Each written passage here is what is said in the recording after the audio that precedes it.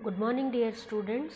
कविता चांद का कुर्ता रचित है कविवर रामधारी सिंह दिनकर जी द्वारा। कविता में चांद और चांद की माता के बीच में एक काल्पनिक संवाद दिखाया गया है। आप सोचकर अचंभित होंगे, आपको आश्चर्य होगा कि चांद की भी माँ होती है। तो कवि ने इसमें अपनी कल्पना का सुंदर रंग भरा है यहाँ पर, ताकि कविता जो है वो आपसी संबंधों को काफ़ी मजबूत बना पाए। यह एक माँ की एक बच्चे के जीवन में और बच्चे के जीवन में माँ की कितनी अहम भूमिका होती है, इस पर प्रकाश डाला जा सके। तो चांद का कुर्ता कविता में सबसे पहले जो पंक्तियाँ आती हैं वो कुछ इस प्रकार है। हटकर बैठा चांद एक दिन, माता से वह बोला, सिलवा दो माँ मुझे ऊन का मोटा एक झिंगोला। चांद कहता है कि हे माँ, मेरे लिए एक गरम ऊनी वस्त्र आप तैयार करवा दीजिए।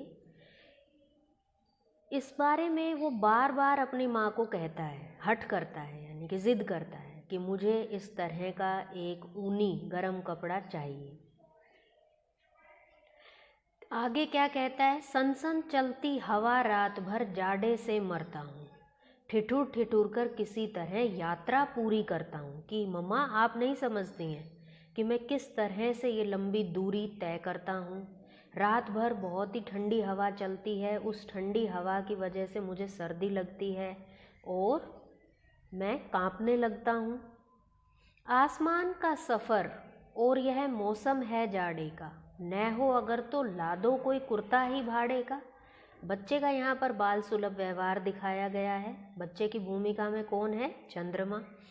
तो चांद कह रहा है कि आसमान का ये सफ़र जो मैं तय करता हूँ ये काफ़ी मुश्किल है, इतना सरल नहीं है, और ऊपर से जो ऋतु है ये भी सर्द ऋतु है। तो ऐसे में मेरे लिए बिना किसी गर्म कपड़े के यात्रा तय करना काफ़ी मुश्किल हो रहा है। अब ऐसा कीजिए, आप अगर नहीं भी सिलवा सकती हैं तो कोई कुर्ता आप किराए पर ही ला दीजिए, ताकि पहले मैं उसको पहन लूँ और उसके बाद जब उसकी ज़रूरत ना हो तो हम उसको वापस कर देंगे। तो इस तरह से जो है चांद में और उसकी माता जी में यहाँ पर बातचीत हो रही है।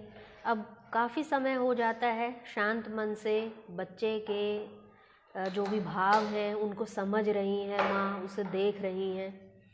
तो अंत में कह उठती हैं, बच्चे की सुन बात कहा माता ने, अरे सलोने। सलोने का अर्थ होता है प्रिय, प्यारे। कि हे प्रिय पुत्र, मैंने तुम्हारी सारी बातें सुन ली हैं। कुशल करें भगवान, भगवान तुम्हारे साथ सदा अच्छा ही करें और तुम्हें किसी भी तरह की कोई परेशानी कभी ना हो। पहले तो बच्चा काफ़ी अधीर हो रहा है, तो माँ उसको ऐसे समझाती है कि आप किसी भी तरह से कोई चिंता ना करें, यथासंभव जितना प्रयास होगा वो वैसा करेंगे। अब आगे क्या कहती हैं उससे कि जाड़े की तो बात ठीक है, कि ये जो सर्दी की तुम बार बार बात कर रहे हो ये तो मैं समझ रही हूँ, ठीक है, मानती हूँ, लेकिन किस तरह से मतलब तुम्हारे लिए मैं ये एक ऊनी वस्त्र तैयार करवाऊँ, क्योंकि एक नाप का कभी न तुझको देखा करती हूँ, कभी भी आप एक नाप में नहीं रहते हो। तो कैसे कैसे आकार बदलता हुआ यहाँ पर दिखाया गया है चांद को। देखिए, माँ कहती हैं कभी एक अंगुल भर चौड़ा, ये मापने की इकाई होती है। अभी तो आपके पास काफ़ी साधन हो गए हैं, जब पहले हमें किसी भी चीज़ को मेज़र करना होता था तो इस तरह से हम आगे बढ़ते थे। तो वो उससे कहते हैं कि कभी तो आप एक अंगुल भर चौड़े हो जाते हो, कभी आप 1 फुट मोटे हो जाते हो, किसी दिन आप दिखते ही नहीं, किसी दिन आप अर्ध रूप में दिखते हो, किसी दिन पूर्ण रूप में दिखते हो। अब अगर मैं कहूँ भी किसी को इस तरह का वस्त्र सिलने के लिए, तो उसके लिए मैं आपका माप क्या बताऊँगी उसको, कि जो मेरा बच्चा है वो किस तरह का है, दिखने में कैसा है, या किस जगह से कितना उसको एडजस्ट करना पड़ेगा कपड़े को। घटता बढ़ता रोज किसी दिन ऐसा भी करता है, नहीं किसी की भी आँखों को दिखलाई पड़ता है। माँ और परेशान होकर कहती हैं कि घटने बढ़ने की बात तो ठीक है, हो जाता है ऐसा, लेकिन कभी कभी तो ऐसा भी होता है कि आप बिल्कुल ही अदृश्य हो जाते हैं, फिर क्या करेंगे। तो इस तरह से बच्चे के और माँ के बीच में ये जो एक संबंध है, एक वात्सल्य भाव है, या यूँ कहें कि हम किसी के कितने भी करीब हों, हम अपनी बातों को उनके साथ साझा नहीं कर पाते, तो ऐसी बातों को हम सिर्फ़ और सिर्फ अपनी मदर के साथ शेयर कर पाते हैं। यहाँ पे ये भी बात हमें समझने को मिल रही है, क्योंकि कविता जो है वो भावात्मक होती है, कल्पना के साथ साथ भावों का भी उसमें समावेश होता है। तो आप समझ पा रहे होंगे कि कैसे चाँद अपनी माँ से यहाँ पर हट कर रहा है और माँ उसके साथ मनुहार कर रही हैं, उसे समझा रही हैं। अब तू ही तो बता, नाप तेरा किस रोज लिवाएं, सीधे एक झिंगोला जो रोज बदन में आए। कि बेटा मैं आपकी सारी बातें मान रही हूँ, ठीक है, मैं करवाने के लिए, इसे सिलवाने के लिए तैयार हूँ, लेकिन आप ये बता दो बस कि किस दिन आपको दर्जी के पास लेकर जाएं और आपके हिसाब से ये जो नाप है या माप है ये दिलवाएं, ताकि वो आपके लिए एक सुंदर सा कुर्ता ऊनी तैयार कर दे और वो हर रोज़ आपको फिट रहे। ऐसा ना हो कि किसी दिन वो आपको लूज़ है, किसी दिन टाइट हो गया है।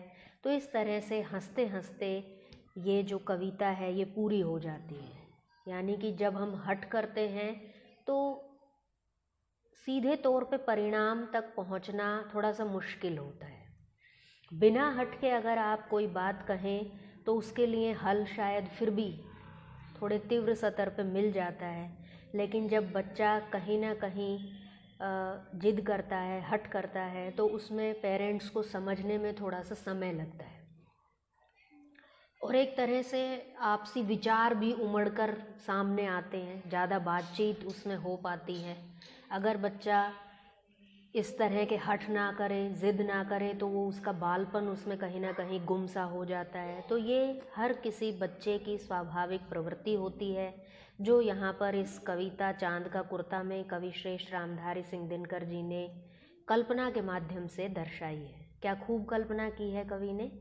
तो आप इसके शब्दार्थ याद करें, कठिन शब्दों पर दृष्टि जरूर डालें, और अभ्यास तो यहाँ पर महत्व रखता ही है। जितना आप दर्पण के सामने जाकर अपनी पुस्तक को साथ में रखकर आप इसकी व्याख्या इसी तरह करके देखेंगे जैसे मैंने आपको बताई है, तो निश्चित तौर पे आप एक अच्छे वक्ता बन पाएंगे, आप निरंतर बोल पाएंगे और जितने भी भाषाई कौशल हैं वो आपके अंदर धीरे धीरे विकसित होते चले जाएंगे। स्वस्थ रहें, सुरक्षित रहें, इसी मंगल कामना के साथ धन्यवाद।